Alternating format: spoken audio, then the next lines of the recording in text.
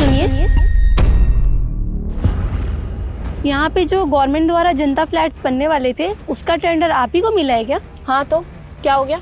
नहीं, वो टेंडर तो कब का पास हो गया है, पर एक भी फ्लैट मुझे बनता हुआ नहीं दिखाई दे रहा। अबे मेरी मर्जी मेरी लाइफ, तुझे इससे क्या लेना देना कि मैं काम कर रही हूँ या नहीं कर रही हूँ? तू अपना काम करना, मेरा टेंडर है नहीं, मैं कर लूंगी। मैडम को क्लैपिंग करने से फुर्सत मिलेगी तो वो काम करेगी ना।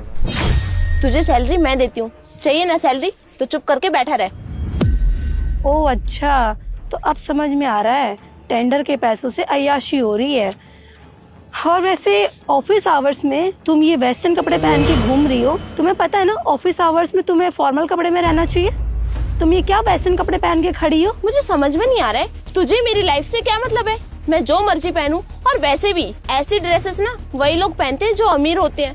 तो खुद को देख, तूने क्या पहना है? तुम जैसे गरीब लोग अफोर्ड नहीं कर पाएंगे इतने महंगे कपड़े, समझी? 200 रुपए की साड़ी पहन के और कलेक्टर समझ रही है अपने आप को। एक्सक्यूज मी मैडम, पहली बात तो ये कि आप मुझसे इस लहजे में बिल्कुल बात नहीं कर सकती हैं, और दूसरी बात तो ये कि मैं 100 रुपए की साड़ी पहनूं या 200 रुपए की साड़ी पहनूं, अपने कल्चर को, अपनी सभ्यता को तो ध्यान में रख रही हूँ ना। आपकी तरह ऑफिस टाइमिंग में ऐसे वेस्टर्न कपड़े पहन के तो नहीं खड़ी हूँ ना मैं। अबे तुझे दिक्कत क्या है मुझसे? हाँ, मैं जो मर्जी पहनूं, खुद तो 2 कौड़ी की साड़ी पहनी हुई है और यहाँ पे मुझे बोली जा रही है। देख, तू मुझे जानती नहीं है कि मैं कौन हूँ और क्या कर सकती हूँ। तेरे लिए अच्छा होगा कि चुपचाप यहाँ से चली जाए। और वैसे भी ऐसे अच्छे कपड़े ना हम जैसे अमीर लोग ही पहन सकते हैं, तुम जैसे तुच्चे लोग नहीं। और तुझे पता है ये कपड़े कितने महंगे आते हैं? तेरी औकात नहीं है कि तू इन कपड़ों को खरीद के पहन पाए, समझी? तो बेटर होगा कि तू यहाँ से चुपचाप चली जाए। जी हाँ, देख पा रही हूँ मैं कि आपने कितनी अच्छी ड्रेस पहनी हुई है। अच्छे खासे ब्रांडेड कपड़े लग रहे हैं ये, और काफी महंगे भी लग रहे हैं। और ये भी समझ में आ रहा है कि इतने महंगे कपड़े, इतने अच्छे कपड़े कहाँ से और किस तरीके से खरीदे जा रहे हैं। सरकार के पैसों से। अब टेंडर का पैसा आपके पर्सनल खर्चों में जाएंगे तो अच्छे कपड़े तो आएंगे ही ना। अब आप सरकार का पैसा अपनी चीजों में खर्च करेंगी तो यहाँ पे काम कैसे होगा? यहाँ पे देखो जरा, आसपास सफाई तक नहीं हुई है। मैंने नहीं किया, मेरी मर्जी, मेरा टेंडर है ना, मेरा जब मन करेगा तब कराऊंगी। तो होती कौन है मुझे समझाने वाली या बोलने वाली? और वैसे भी मुझे ना तुझ जैसी के मुंह नहीं लगना है, तो चुपचाप यहाँ से चली जा। मैडम छोड़िए ना, आप क्यों इनकी ऐसे बेइज्जती किए जा रही है? अगर आप इनको जवाब नहीं दे सकती तो आप इनकी इंसल्ट तो मत कीजिए, आखिरकार वो भी एक औरत ही है। तुझे समझ में नहीं आ रहा है? चुपचाप यहाँ पे खड़ा रहे, और भूल मत कि तुझे सैलरी मैं देती हूँ। नौकरी से जब मेरा मन करेगा ना तब मैं तुझे निकाल सकती हूँ, समझा? वैसे मुझे समझ में नहीं आ रहा है कि तू इसकी साइड क्यों ले रहे? तुम दोनों एक ही कैटेगरी के हो ना, तभी तो इसको सपोर्ट कर रहा है। तू भी फटीचर और ये भी फटीचर। तेरे मुंह लगने का ना कोई फायदा नहीं है, तो अच्छा होगा मुंह बंद करके यहाँ पे खड़ा रहे। सॉरी मैम, मैं समझा देता हूँ। अरे मैडम, आप भी क्या बहस किए जा रहे हैं? जाइए ना यहाँ से। हमारी मैडम का जब मन करेगा जब वो काम करेगी, उनका नहीं कर रहा मन तो नहीं करेगी वो काम। उनका टेंडर है, वो अपना आप देख लेगी। आप बेवजह बहस कर रहे हैं यहाँ पे, जाइए यहाँ से आप। हो अच्छा, तो अब मुझे आप बताएंगे कि मुझे यहाँ पे खड़े रहना चाहिए या चले जाना चाहिए? हाँ देखिए, भले ही आपकी मैडम आपको सैलरी देती हो, लेकिन अगर आप गलत सुन रहे हो और गलत का साथ दे रहे हैं तो उतने ही भागीदार आप भी हो रहे हो, समझे आप? और एक बात मेरी कान खोल के सुन लो, चाहे इस बात को मेरी चेतावनी समझ लो। अपनी मैडम के साथ और दिन रहे ना तो तुम्हारी नौकरी जल्दी जाएगी।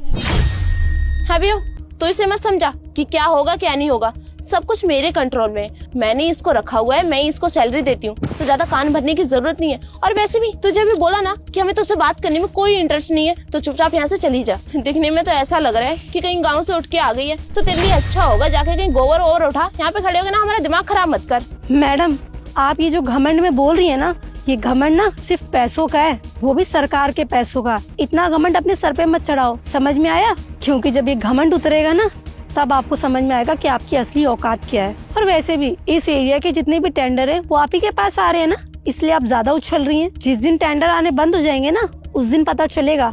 अबे तू मेरी चिंता मत कर, अपनी कर। मेरे पास इतना पैसा है ना, मैं चाहूँ तो तुझे खड़े खड़े खरीद सकती हूँ। तो बेटर होगा मुझसे पंगा मत ले, अभी के अभी यहाँ से चली जा। मैडम, आपको तो मैं बताती हूँ कि मेरी औकात क्या है। सुनिए, आप जरा मुझे अपना फोन दिखाएंगे? Sure ma'am.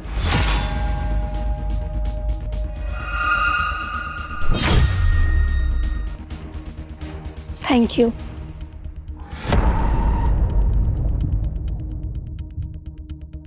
हेलो ऑफिसर, मैं रूबी बोल रही हूँ। मैं टहलती हुई पास वाली रोड पर आ गई हूँ। तुम एक काम करो, गाड़ी वहीं पार्क रहने दो और तुम यहाँ पे आ जाओ, मुझे कुछ काम है। वो एक्चुअली मैं अपना फ़ोन भी गाड़ी में भूल गई थी, तो ये मैं किसी का फ़ोन मांग के फ़ोन कर रही हूँ। आप जल्दी आ जाओ।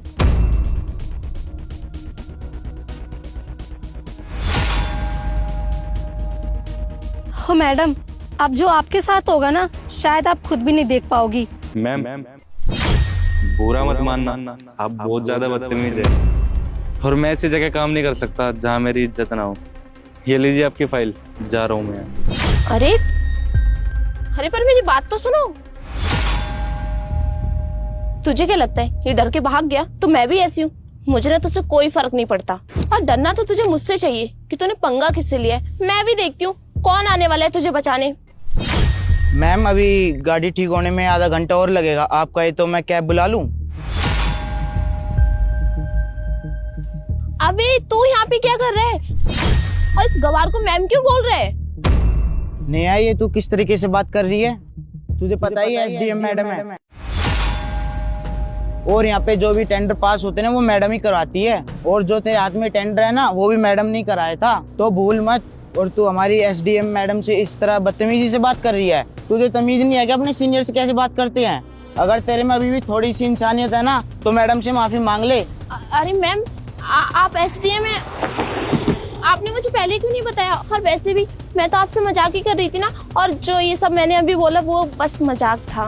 और मैम आप टेंशन मत लीजिए, मैं इस टेंडर को ठीक करवाने वाली हूँ, काम चल ही रहा है इन प्रोसेस। क्या बोला तुमने कि मैंने तुम्हें बताया नहीं, या फिर तुमने मुझे बोलने का मौका ही नहीं दिया? अरे जब से मैं तुम्हारे पास आई हूँ तुम लगातार मेरी बेइज्जती पे बेइज्जती किए जा रही हो। मैं चुपचाप बस यहाँ पे खड़ी थी और चुपचाप खड़ी हूँ और तुम बोलती जा रही हो। अगर तुम मुझे बोलने का मौका देती तो शायद मैं अपनी पहचान तुम्हें बता चुकी होती। और अब जब तुम्हें पता चली गया है कि मैं एसडीएम ऑफिसर हूँ, तब तुम्हें डर लग रहा होगा ना कि कहीं तुम्हारी कुर्सी ना चली जाए। तो तुम्हें ये डर बिल्कुल सही लग रहा है। राकेश, इन मैडम को जितने भी टेंडर मिले हुए यहाँ आसपास के वो सारे इनसे ले लिए जाए। इन मैडम से वो सारी फाइल्स लेके मेरे कैबिन्स में पहुंचाई जाए और इनको 1 महीने के अंदर जल्दी से जल्दी सस्पेंड किया जाए, क्योंकि जो सरकारी नौकरी का घमंड है ना वो ढंग से और तरीके से छीना जाए, ताकि ये घमंड में दोबारा किसी भी इंसान से बात ना करे। इन मैम को क्लबिंग ज्यादा पसंद है, तो मैम आप क्लबिंग ही करिए। तो जाइए क्लब में, इस सरकारी दफ्तर आप जैसे के लिए नहीं बना हुआ। इनको सस्पेंड किया जाए ताकि ये पोस्ट किसी अच्छे इंसान को दी जाए जो इसका हकदार हो, जो अच्छे से संभाल सके इस काम को। मैम प्लीज ऐसा मत करना, मेरा काम भी स्टार्ट हो गया है। मैं बोल रही हूँ ना, आप टेंशन मत लीजिए, कोई भी प्रॉब्लम नहीं आई, आई प्रॉमिस। तुम्हें क्या लगा था कि तुम्हारी ये सच्चाई कभी सामने नहीं आएगी? जितना भी टेंडर का सरकार का पैसा आता रहेगा तुम चुपचाप दबाती रहोगी? ऐसा नहीं मैडम, अब तुम्हारी सच्चाई सामने आ चुकी है। जो होता है अच्छे के लिए होता है। वो तो अच्छा हुआ कि आज मेरी गाड़ी खराब होगी और मैं यूं टहलते टहलते पैदल पैदल यहाँ तक आ गई। मैं भी तो देखूं कि काम कैसा चल रहा है, पर यहाँ आके देखा तो काम तो चल ही नहीं रहा, कुछ और ही चल रहा है। एक्सक्यूज मी मैम, वो टेंडर पास हो चुका है और आपको पेमेंट भी आ चुकी है। काम कब शुरू होगा? वो एसडीएम मैम फोटो मांग रही थी। तो ये चीज तो तुम हैंडल करोगे ना, तुम संभालो, तुम्हारा काम है। और अगर एसडीएम मैडम का मेल आया, उन्हें फोटो चाहिए तो दे दो, फोटो क्लिक करके, क्या फर्क पड़ता है? पैसे कमाने है ना, हमें ऐसे ही कमाएंगे। पर मैम उन्होंने तो फोटो मांगी है ना, फोटो किसकी भेजूंगा मैं?